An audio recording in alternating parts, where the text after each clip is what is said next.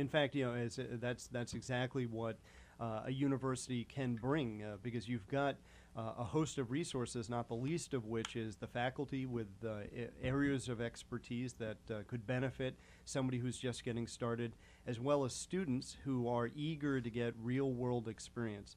The challenge is that there is the sort of the difference in cultures. The university setting and a entrepreneur who's just getting started, both really don't sort of understand each other, or the entrepreneur who has never worked really in or around a university ecosystem can have trouble finding the right person or persons to help them.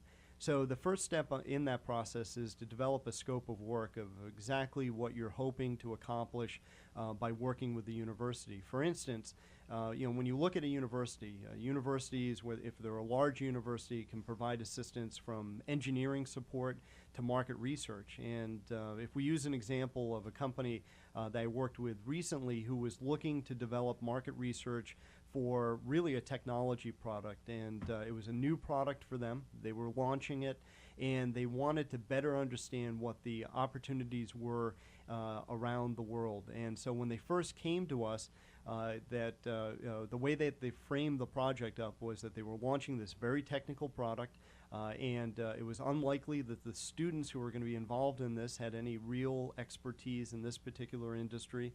And then on top of that, the scope of the project when they first came to us was the entire globe.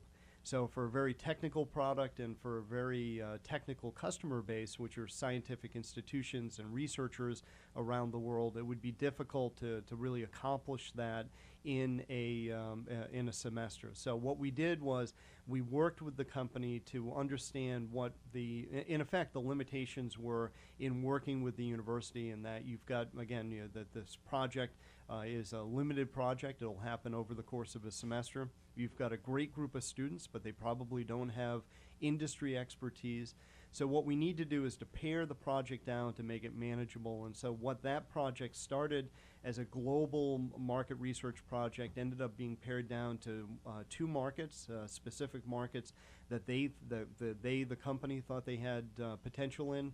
And the end result was the company at the end of the semester had a market research project that not only identified market trends within those 2 countries, but also identified the key buyers of that equipment in those 2 markets. So again, if they had gone in asking for the globe, they probably would have gotten a wide-ranging report and probably wouldn't have been specific. But by framing up a scope of work that helped to one, pare it down to make it manageable, made the end project something that it was actionable and something that they were able to build on.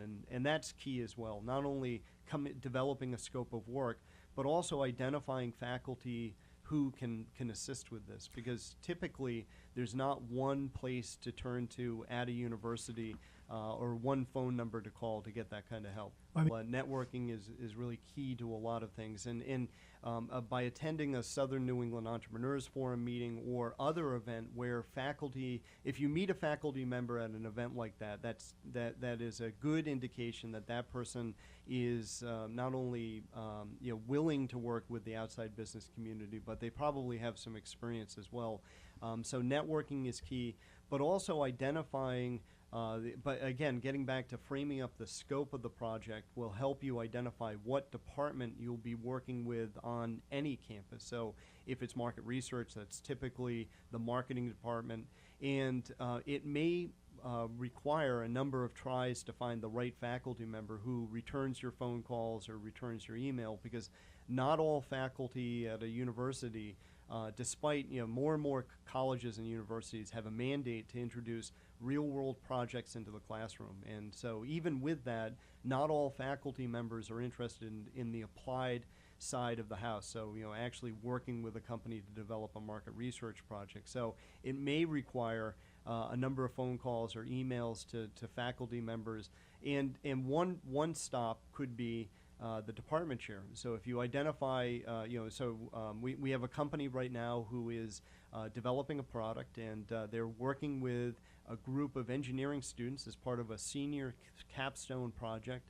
And what they did was identify the faculty members who had experience working with marine robotics, and they reached out to them and said, essentially, hey, we would like to work with your students to develop a new product. This seems to be a good senior capstone project. And after a couple of tries, they found the right faculty member to work with, and that faculty member then formed up a team of senior graduate engineering students to work with the company in developing and really tweaking a new product for the market. So it is challenging for somebody who hasn't worked in a university environment before, and it's frustrating for the entrepreneur who is sort of busy running the day-to-day.